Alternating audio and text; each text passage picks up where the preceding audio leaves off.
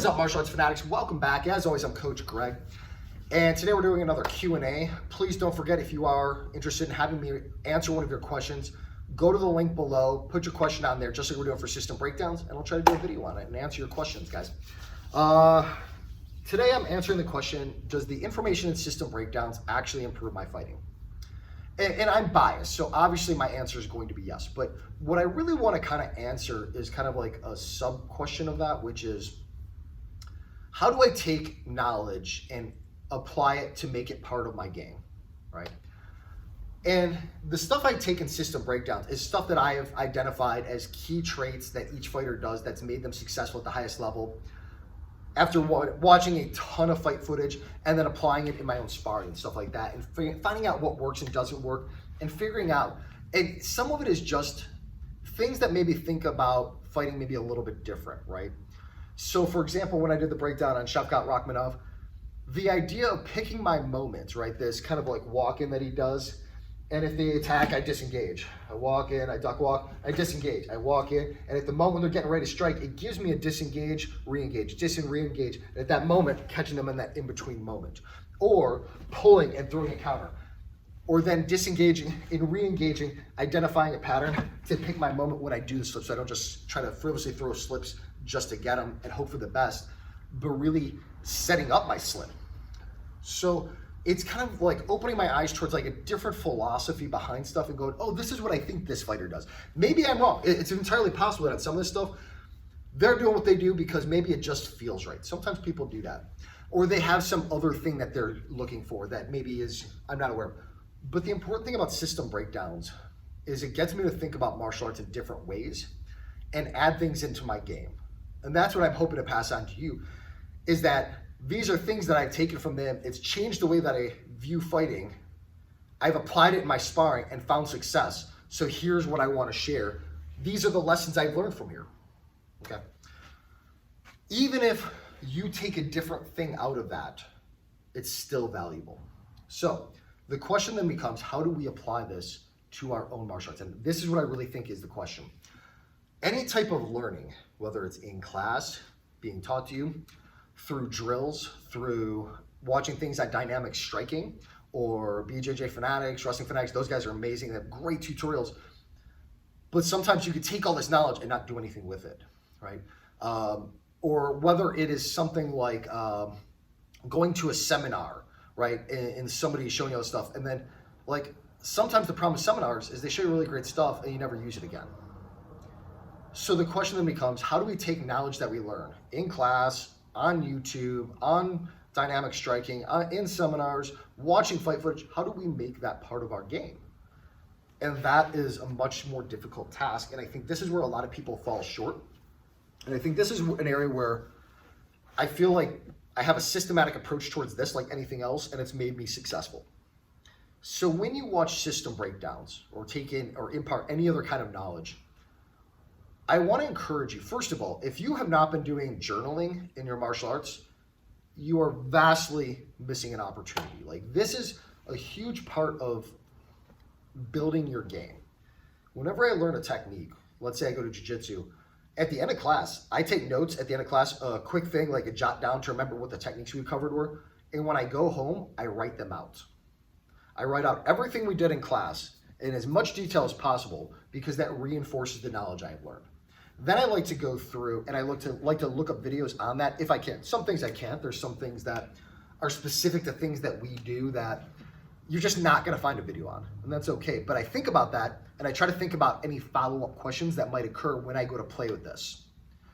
And then I try it out in sparring and I put notes in there, ran into this obstacle, so that the next time I'm thinking about that technique, I know to start looking for what those obstacles are. So at the end of class, not only should you be taking down a quick note on like all the techniques so that you can write them out, reinforce that just like you're teaching to somebody else, but at the end of class, after your sparring sessions, you should be like, when you're thinking about your matches on the way home, driving home, you should be thinking about, where did I get stuck?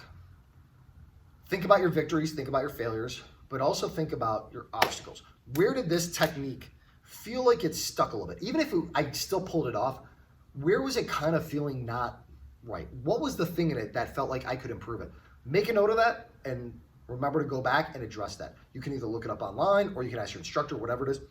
But if you're doing a half guard sweep and you feel like, when I go for this, for whatever reason, it gets stuffed.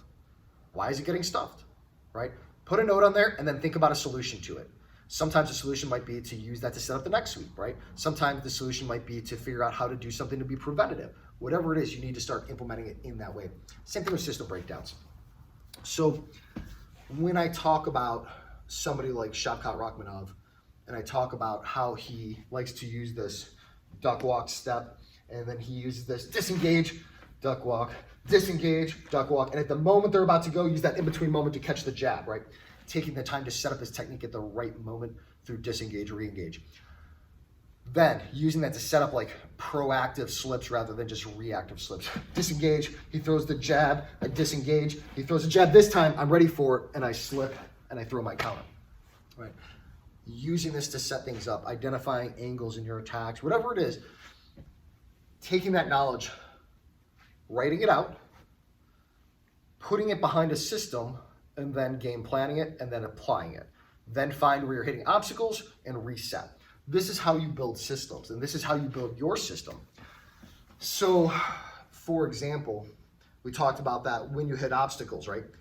Put this then into your game plan and say, I'm going to try to start, especially, and you can game plan this based on specific types of fighters, but generally like, okay, I'm gonna start by doing this kind of an attack, right? I'm gonna feint. When I hit this obstacle, now I know this is an obstacle I hit, I go into this, right? In the meantime, I'm doing this. I'm working this offensive strategy, and then I'm working, when this happens, I do this. And you start building into it and developing a fully functional system of your own. And that's what I'm hoping to achieve with system breakdowns and hoping you can achieve. So when you're watching system breakdowns, what I would recommend to do, one, take notes, right? You don't have to go crazy on it. Like everything I say doesn't need to be written out, but you can take a note and say, okay, here's an important thing I think he noted that I want to try out. I'm gonna put this into my sparring game. I'm gonna go play with this. Then, write it out, what I'm describing, and then go try this out, and then talk about your successes and failures, right? It's a scientific approach towards fighting. If it's a hypothesis, that's what I'm giving you, is I'm giving you a list of hypotheses that you can play with in your sparring.